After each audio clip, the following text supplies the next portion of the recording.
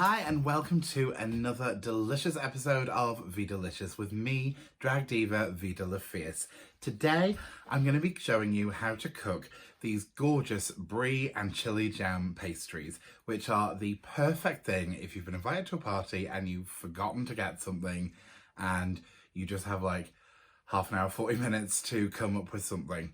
So here we go. Let's take a look. Okay, so like I said, this is shamefully easy. I'm almost ashamed of how easy it is. So as you'll see, I have already flour dusted a nice chopping board, and yes, I'm cheating. I've got off the shelf, ready-made puff pastry. I've left this out for just a couple of minutes to sort of get a little bit closer to room temperature. I've also preheated the oven to gas mark 4. So here's what you're going to need. You've got a nice puff pastry sheet ready. You will want some freshly grated Parmesan cheese. You will want some chili jam. I've also got a nice tablespoon of sticky fig chutney. I've also got 1 beaten egg with a dribble of milk in it and a little bit of lemon juice and of course your Brie. Okay, so what we are going to start with doing is we're going to take that little bit of sticky fig chutney. I'm going to throw that into the chili jam. I'm going to add just a little bit of lemon juice to that. About a teaspoon of lemon juice, that's what you're going to want there. And also I'm going to add just a dribble of clear honey. You don't think of honey as going with cheese, but I had an appetizer in a restaurant not so long ago, which was cubes of Parmesan with cocktail sticks to pick them up and honey to dip it in.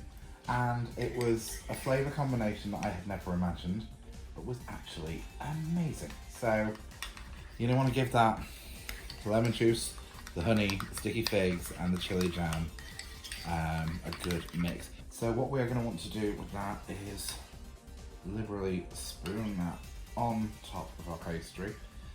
Slather it on. You just want a decent covering. Just trust me with the lemon and the honey, you are going to love this. If you want to make a little bit more, this mixture is incredible. It goes with just about every kind of cheese that's out there. There we go.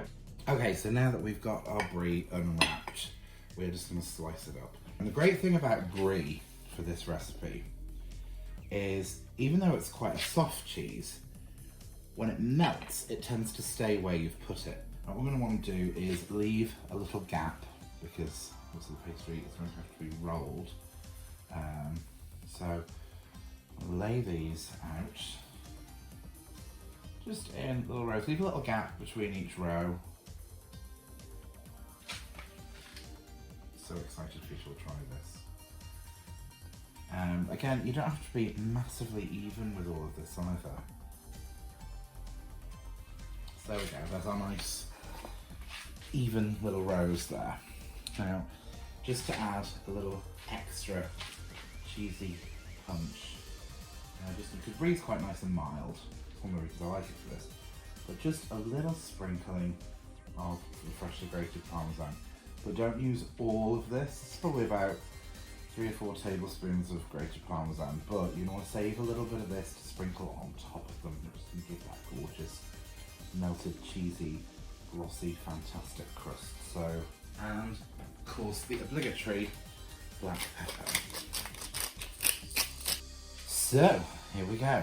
I'm going to pick up one edge, hold on to the first bit of cheese, and start rolling. Make sure everything gets nicely tucked in.